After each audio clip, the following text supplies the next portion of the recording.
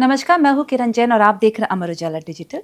इस वक्त हमारे साथ है अभिनेता सुमित गहलावत, जिन्होंने पिछले कुछ सालों में कई सारी बोल्ड और सोशली ड्रिवन फिल्में की है, जिसकी वजह से इंडस्ट्री में उनकी एक अलग ही पहचान बन चुकी है। अब उनकी film the Kerala story 2 goes beyond जल्द ही रिलीज के लिए तैयार है। अब ये भी फिल्म काफी विवादों में है। जी, सु, जी। सुमित, अमर उजाला में आपका स्वागत है। Thank you so much, thank you so अच्छा, मच। कुछ ऐसा सोच लिया है क्या कि इसी तरह की फिल्में करनी है जो सोशली ड्रिवन भी हो और काफी विवादों में भी रहे, नहीं चर्चे मैम, में रहे? बिल्कुल भी नहीं। एज़ एन एक्टर मैं स्क्रिप्ट देखता हूँ। हम्म, मैंने 21 Sarfarosh, battle of Saragarhi show भी किया है हम्म। और एन एक्शन हीरो फिल्म भी की है।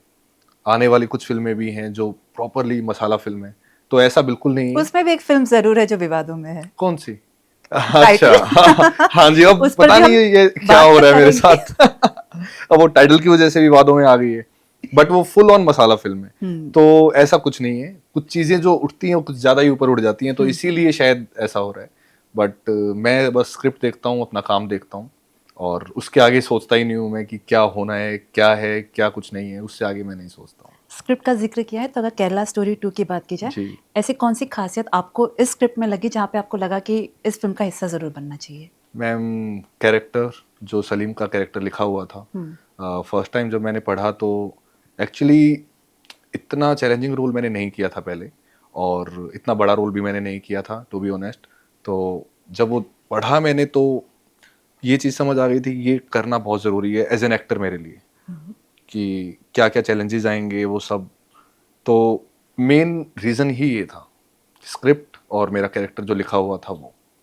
सलीम का कुछ ऐसी एक बात बता सकते हैं हमें जो आपके लिए भी सरप्राइजिंग था जब आपने वो स्क्रिप्ट पढ़ा और आप तो जब पोर्ट्रे कर रहे हो और लोग भी आपके किरदार से अब जुड़ने वाले हैं? जी मैम, उस कैरेक्टर में ना एक बहुत ही ज़्यादा ठहराव है और वो ठहराव बहुत प्यारा भी हो सकता है और उतना ही ज़्यादा खतरनाक भी हो सकता है। तो वो जो दोनों के बीच का बैलेंस जब आप बना के चलते हो तो वो सबसे डिफिकल्ट होता है, कि कोई चुप आदमी है वो बहुत शांत भी हो सकता है, लेकिन वो उतना ही ज़्यादा नेगेटिव उसमें भी आ सकता है, शेड में भी आ सकता है। तो वो ही एक्चुअली जब मैंने पढ़ा तो वो जो बैलेंस था दोनों का, कि वो कैसे मैं स्क्रीन पे ला पाऊंगा, और सबसे ज़्यादा चैलेंजिंग भी वही था।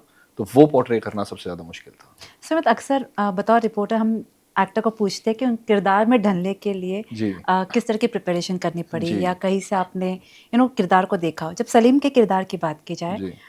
कई आसपास आपने देखा इस तरह के सलीम बहुत सारे हैं और वहां से आपने प्रेरणा ली हो? नहीं मैम, मैं आसपास देखना छोड़ दिया है मैंने, और मैं अपने एक शेल में रहता हूँ। हम्म, स्पेशली जब कोई कैरेक्टर मिलता है तो स्क्रिप्ट के साथ ही रहता हूँ मैं 24/7।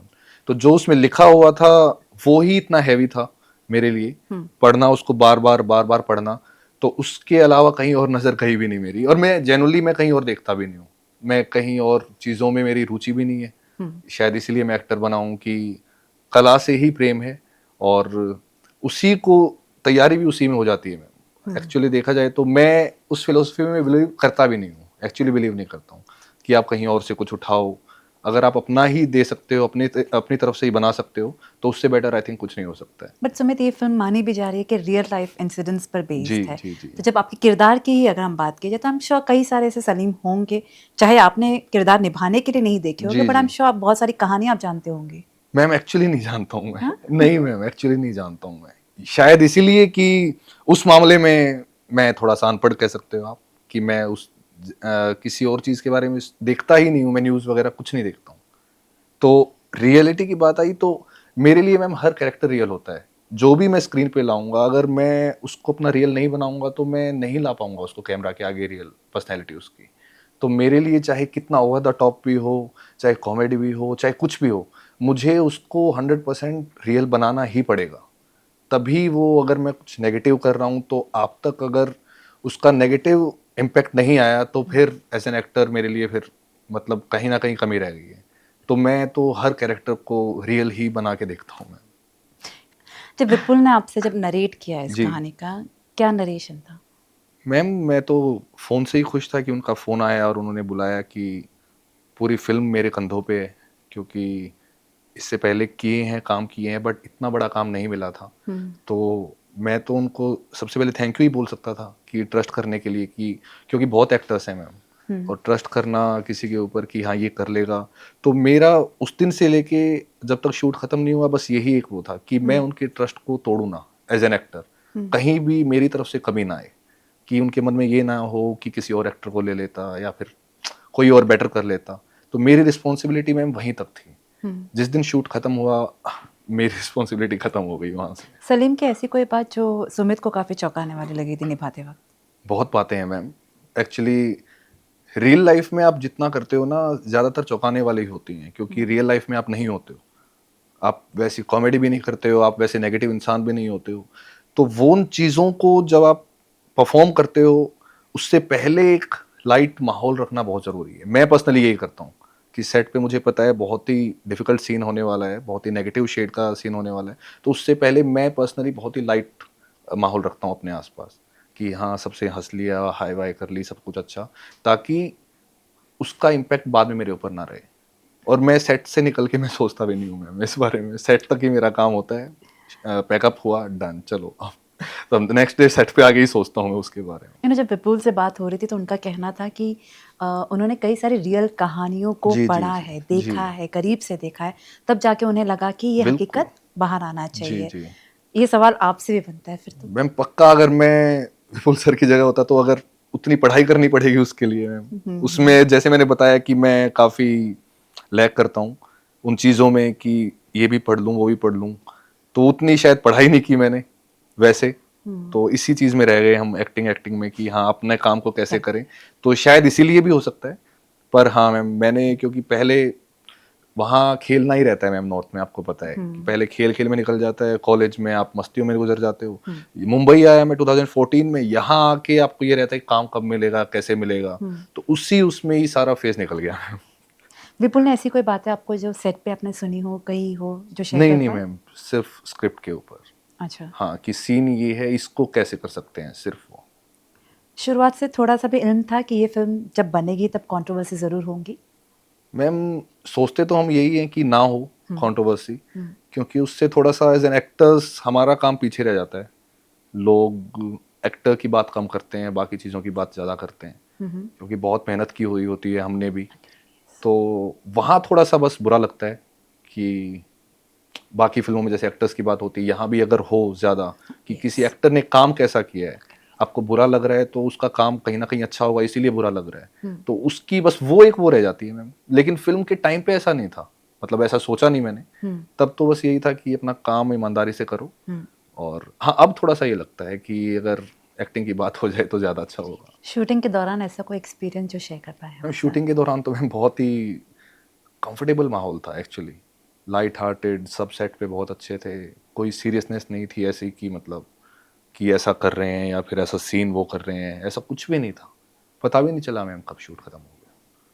कई बार मैंने कुछ पहले प्रोजेक्ट किए हैं, कॉमेडी फिल्में भी की हैं, उनसे ज़्यादा लाइट माहौल यहाँ पे था। अच्छा। जी कोई कोई शेयर कर सकते हैं हमारे साथ इंसिडेंट, कोई एक ऐसा सीन जो आपके दिल के काफी करीब हो जब भी इस फिल्म का जिक्र होगा?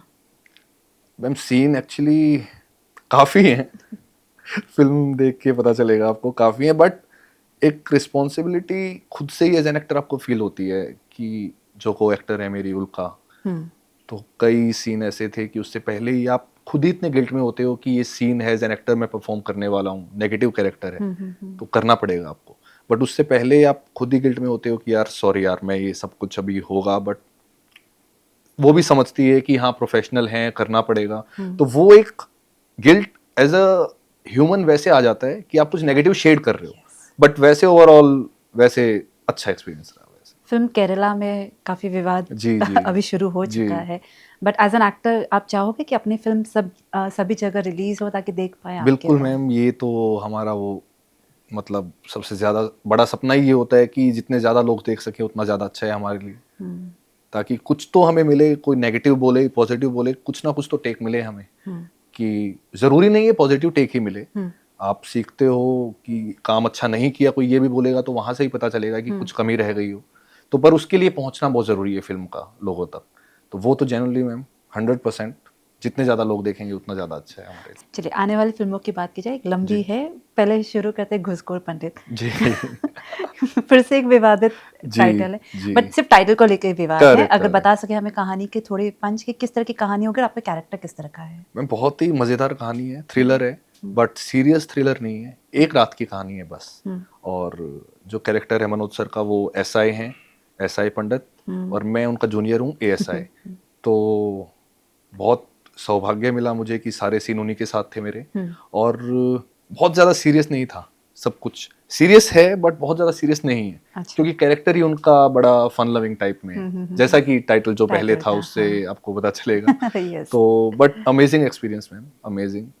उनको देखते थे बचपन से, सत्या से देखते आ रहे हैं, तो उनके साथ जब आमने सामने काम करते हैं तो तब पता चलता है कि हाँ वो उस लेवल पे कैसे हैं और क्यों हैं। तो वही ऑब्जर्वेशन होती है मैम हमारी एज एन एक्टर, कि बस आप उनके साथ फ्लो में चलते रहो, बस अपने आप हो जाएगा। किसी भी तरह का फैन मोमेंट था मनोज सर के साथ में? Of course ma'am, of course. पहला एक्चुअली जब मेरा पहला शूट था, मुझे याद है बहुत ही जल्दी में था सब कुछ, और शॉट लग ही चुका था, तो मैं सीधा वैनिटी से निकला और शॉट के लिए ही हुआ। हाय हेलो की भी टाइम नहीं था हमारे पास। तो मैं अब बैठ के, वो साथ में बैठे हैं, तो मैं बस उनको देखे जा रहा हूँ, एज ए मनोज सर ही देखे जा रहा हूँ। मैं अपने कैरेक्टर से हट गया हूँ एकदम से। मैं कहा यार, और शूट के टाइम भी होता है कि अच्छा इन्होंने ये ऐसा बोला, ऐसा क्यों बोला होगा, ऐसा किया।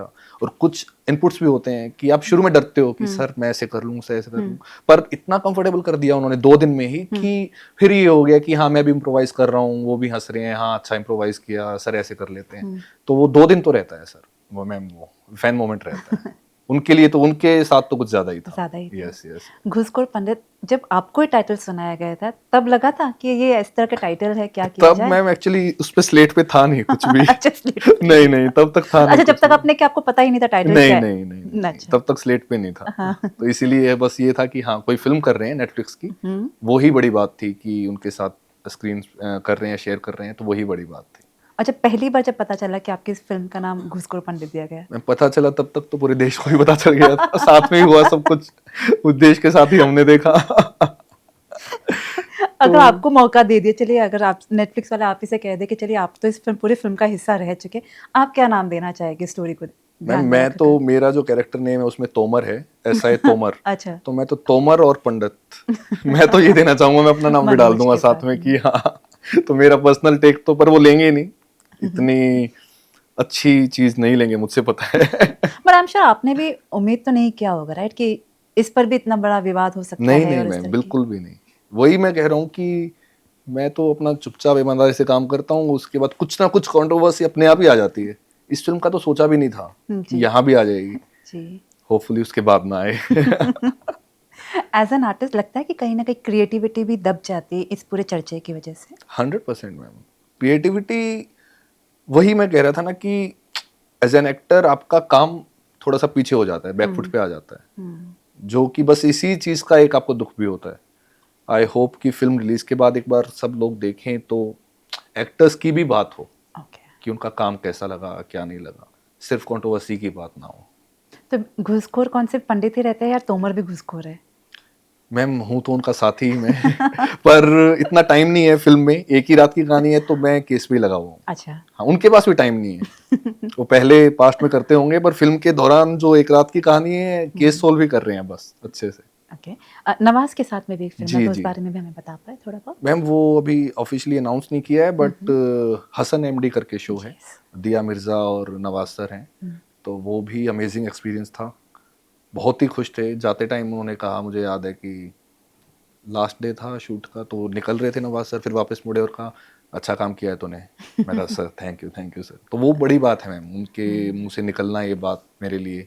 बट यही है मैम, अलग अलग उसमें भी मैं पुलिस वाला ही हूँ, बट उसमें कैरेक्टर बिल्कुल ही एक इमोशनल बाप का कैरेक्टर है, कि एक हॉस्पिटल में कुछ इंसिडेंट होता है, तो वहाँ पे पूरी इमोशनल डेप्थ है। यहाँ पे भी पुलिस वाला हूँ मैं, पंडित में पहले वाला मैं नहीं बोलूँगा, बट यहाँ पर केस सोल में लगा हुआ है। अच्छा। तो एक रेंज मिल जाती है आपको एज एन एक्टर कि ये है। नवाज काफी सीरियस नजर आते हैं वैसे नहीं हमें नहीं ऑन मैम, स्क्रीन, बिल्कुल भी बिहाइंड नहीं। द सीन कैसे है वो? इतने बहुत ज्यादा प्यारे इंसान है दोनों ही एक्चुअली, दिया। मनोज सर भी। अच्छा। मतलब वो, उनकी बातें ही खत्म नहीं होती हैं, खत्म ही नहीं होती हैं, आप बस देखते रहते हो। और हर टाइम फन लविंग, ऐसा नहीं है एक टाइम पे भी कि जितना ज्यादा स्क्रीन पे दिखते हैं। ये चीज भी मैंने एक्चुअली सीखी है कि जरूरी नहीं है आप सीरियस कर रहे हो तो आपको बिहाइंड द सीन भी सीरियस रहना ही जरूरी है।